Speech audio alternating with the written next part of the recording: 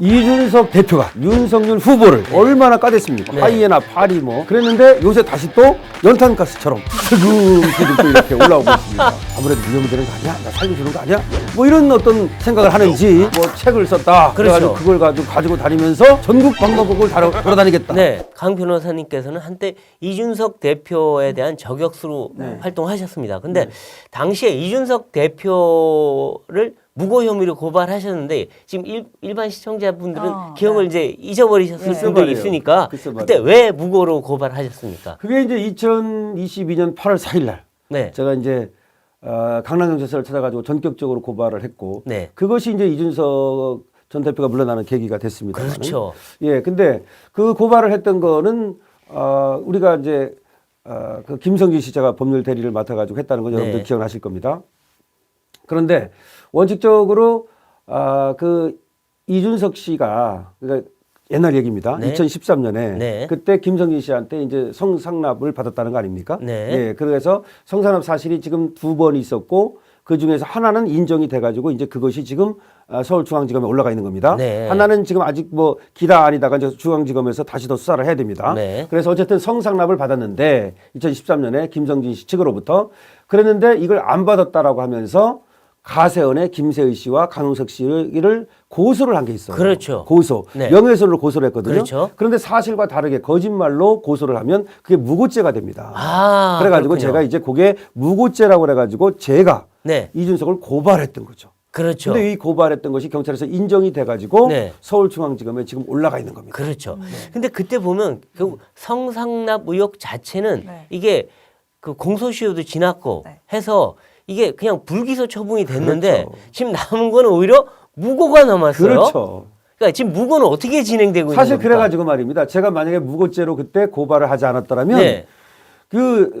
저 성상납 사실이라든지 그다음에 또 뭐 뇌물 받았다 뭐 등등 네. 뇌물 쪽으로 받았다는 거 알선수재라고 그럽니다. 네. 그런 것들은 다 공소시효로 넘어가 버렸거든요. 그렇죠. 그러면 이준석은 완전히 오히려 거꾸로 받아치면서 봐라 그러면서 지금 아마 당대표 나오고 좀 있으면 대통령 나온다 그럴 거예요. 아. 자, 그렇게 됐을 건데 제가 바로 딱 들어가서 보니까 이 공소시효가 문제가 될 것 같아가지고 네. 그럼에도 불구하고 이준석의 죄는 분명해 보이더라는 겁니다. 네. 근데 제가 분명한데도 불구하고 죄 없다 그러면서 다른 사람을 고소했으니 그것은 무고죄가 된다. 그렇게 이제 고발을 했던 것이고 이것이 서울중앙지검에 가 있는데 네. 올라가 있는데 한 2개월 정도 지났습니다. 네, 네. 2개월도 좀 넘은 것 같은데 네. 서울중앙지검 형사 1부에 있습니다. 그래가지고 현재? 제가 전화도 걸어가가지고 어떻게 이제 진행이 되고 있습니까? 라고 몇 번 물었는데 그렇죠. 기록을 검토하고 있습니다. 라고 2번은 대답을 하면서 아직까지도 이준석을 부르지 않고 있습니다. 아, 네. 이준석이가 분명히 자기는 안 했다고 계속해서 우기고 있거든요. 네. 그렇다면은 빨리 신병을 확보해야 되고 네. 빨리 증거인멸의 위험성이 있으니 이 휴대폰을 갖다가 압수수색을 해가지고 포렌식을 해야 되는데 그때 서울경찰청에서도 이준석이를 좀 봐주는 수사를 했다는 것이 제 생각이거든요. 왜냐하면 이준석이를 갖다가 이렇게 포토라인에 안 세우려고 토요일 날 몰래 불러가지고 몰래 나가게 하고 기억나시죠? 네네. 그렇게 했는데 이 검찰에서도 무슨 까닭인지 이준석이를 부르지 않고 있습니다. 네네. 여기에 대해서는 설이 분분한데 일단 안 불러가지고 뒤로 밀어가지고 이준석이를 맨날 잠 못 자게 하려고 그러는 거다. 고통스럽게 하려고 그러는 거다. 오히려 괴롭힌다. 그런 네. 한쪽에 일각의 의견이 네. 있는가 하면 다른 쪽에서는 뭐야 이거 이준석이가 워낙 거물이라서 이거 손을 못 대는 거 아니야? 봐주는 예, 거냐? 봐주는 거 아니야? 네. 이런 어떤 또 일각의 또 의혹도 있습니다. 네. 그래서 저는 이 지체된 정의는 정의가 아니거든요. 따라서 서울중앙지검에서 빨리 불러서 수사를 네. 하시고 법에 따라서 네. 처리를 해주시기를 바랍니다. 네. 지금 수사 중이다. 예. 그렇죠. 근데 이준석 전 대표는 네. 한동안은 조용했어요. 예. 근데 최근 들어서 다시 또 윤 대통령에 대해서 공세적인 태도를 네. 취하고 있는데 이거는 뭐 윤 대통령이 뭔가 좀 잘못한 겁니까? 아니면 이 대표가 독선적인 이 스타일을 계속 유지하는 겁니까? 한번 우리가 생각해 보십시오. 이준석 대표가 대표 시절에 네. 윤석열 후보 시절에 얼마나 까댔습니까? 그렇죠. 1차론, 2차론, 뭐 네. 하이에나 파리 뭐 네. 윤석열은 뭐 정치력이 없다. 김종인한테 기대해야 된다. 뭐 이런 식으로 하면서 그야말로 그 어록은 일일이 말을 할 수가 없어요. 우리가 네, 아실 네. 거예요. 아마. 네. 자, 그런데 그러다가 이제 제가 그나마 잠재운 거 아닙니까? 네네. 어쨌든 간에. 그랬는데 요새 다시 또 연탄가스처럼 슬금슬금 또 이렇게 올라오고 있습니다.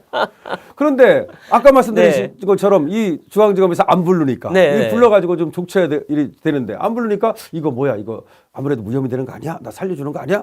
뭐 이런 어떤 생각을 하는지 또 지금 나오는 얘기 보니까 뭐 책을 썼다. 그래가지고 그걸 가지고 다니면서 전국 방방곡곡을 돌아다니겠다. 네. 이렇게 말하는가 하면 어제 말입니다. 어제 네네. 그 이준석 개라고 하는 또 천하람이라고 있습니다. 아시죠? 아, 천하람. 천하람을 위원장? 네. 이준석 개에서 단독 후보로 내세우겠다. 단독 아. 후보래요. 아니 무슨 단독 후보인가 했더니 반윤 단독 후보래. 반윤 단독 후보. 반윤 단독 예, 후보. 반윤 단독 후보로. 아. 그래서 천하람이가 이제 당대표에 나오겠다는 겁니다. 네. 자, 그러니까 이제 결국 이준석이가 다시 정치 활동을 시작하는 거 아니냐. 이런 얘기가 나오고 있는 거예요. 그러니까 천하람 후보를 앞세워서 이준석이 뒤에서 다시 그렇죠. 수렴 청정을 막구 하겠다. 정치. 아. 야, 정말 제가 이준석이가 네. 그전에 우리 논설 의원님께서도 아시지만, 의원님께서도 아시지만 그 이준석이한테 꼼짝을 못했어요. 이 국민의힘 사람들이 잘 생각해 보시면 아무도 꼼짝을 못했어. 이준석이 그 젊은 친구한테 네. 그야말로 나이 먹은 이 사설 오선 의원들이 네. 그냥 벌벌 켰어. 네. 그랬는데 그만큼 이준석이가 어떻게 보면 또 뭔가 있다는 거예요. 거꾸로 말하면. 네. 근데 저는 뭐라고 보느냐면 그 끈질긴 생명력.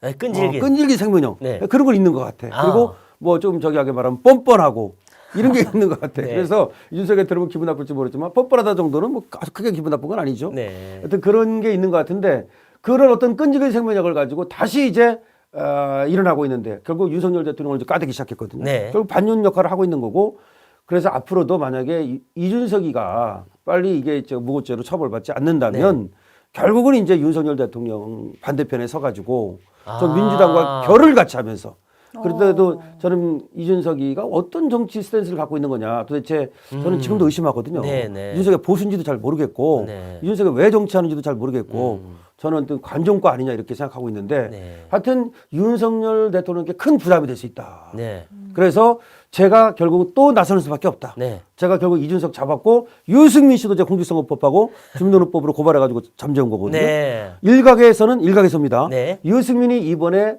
출마 못한 건 강신업 때문이다. 아. 만약에 토론에 와서 강신업이가 그걸 전부 다 얘기하면서 공격하면은 유승민이 오히려 치명상을 입을 것이기 때문에 못 나왔다 이런 말이 있습니다. 아, 어떻게 보면 반윤 저격수시네요. 그렇죠. 네. 그런데 다시 만약에 천하람을 또 내보내가지고 수렴 청정을 한다면 다시 또 저는 천하람을 이준석과 동일시할 수밖에 없다. 아. 물론 천하람과 이준석은 같은 사람은 아닙니다. 아, 그렇죠, 하지만은 그렇죠. 정치적으로는 같은 사람이라고 보고서 결국 또 제거에 나설 수밖에 없다. 아, 그런 그렇군요. 말씀을 근데 최근에 보면 이제 반윤이라고 했던 후보들이 줄줄이 불출마 선언을 했어요. 물론 네. 나경원 전 의원은 반윤은 아닙니다만 한때 그렇게 몰릴 뻔했죠. 네, 네. 근데 나경원, 유승민 이런 사람들 불출마 선언은 어떻게 평가하고 계십니까?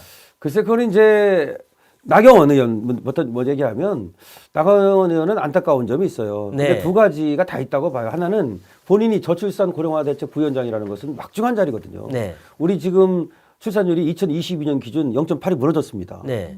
그렇기 때문에 그런 중책을 대통령께서 직접 맡기시다 네, 보니까 네. 그러면 그 중책을 좀 맡아서 출산율을 좀 올려놓고 네. 네. 그거를 어떤 정치적 자양분으로 삼아가지고 네. 다음을 모색했더라면 어땠을까. 그러면 대권 후보도 될 수 있는 거 아닙니까? 그렇죠. 근데 뭐하러 그렇게 당권이라는 건 나경원 전 의원한테 그렇게 의미가 있는 게 아닌데 네. 하나 그런 생각이 들고요.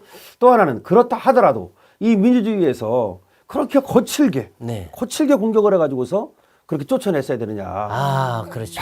방법을 말하는 방법, 겁니다. 네. 뭐 또 뭐 핵관이다 또 무슨 홍준표 의원이다. 홍준표 의원은 왜 그런지 모르겠어. 그 양반은 저 대구에서 정말 네. 시장이나 좀 잘하시지. 하여튼 그런 거는 좀 거칠다. 네. 그래서 우리 중요한 자산 중에 하나인데 나경원 의원도 그래서 이제 앞으로 분명히 반윤 아닙니다. 다시 이제 윤석열 대통령을 도와서 어떤 직책을 맡아서 아니면 또 바깥 이게 꼭 정치를 하는 것이 꼭 나가야만 정치하는 것이 아니고 아, 그렇죠. 물러나 있을 때도 오히려 더 큰 정치를 할 수 있거든요. 맞습니다. 그렇게 네. 해주시기를 바라고 아. 그다음에 이제 유승민 네. 유승민은 반윤 아닙니까? 네. 반윤일 뿐만 아니라 반윤의 수괴입니다. 결국 이준석하고 같이 그냥 이준석의 멘토로서 이준석의 무슨 뭐 장인이 될지 뭔지가 네. 뭐가 될지 모른다 이런 말까지 있습니다. 하여튼. 아, 장인. 그러니까 이제 또 한때 그런 네, 한때 그런 그냥 말까지 농담 같은 말이 농담 같은 있었죠. 말이긴 합니다만 네. 또 모르는 거지 될지도 모르는 거지. 어쨌든 간에 그렇게 이제 이준석과 관계를 맺으면서 계속 반전 역할을 하고 네. 정말 그 심해요. 그래가지고 제가 유승민 전 의원을 9월에 작년에 징계 청구 한 번 하고 네. 국민의힘에다가 네. 10월에 징계 청구 한 번 하고 아. 11월에 경찰에 고발하고 네. 12월에 헌법소원 청구하고 네. 제가 유승민을 쫓아내기 위해서 아. 그래서 유승민 전 의원은 정계를 이번에 이제 은퇴하시든지 많이 하셨으니까 네. 아니면 정치를 계속 하시려면 나가서 하시는 것이 맞지 않겠다 맞겠다 이렇게 생각을 합니다. 아, 예, 그렇군요. 알겠습니다.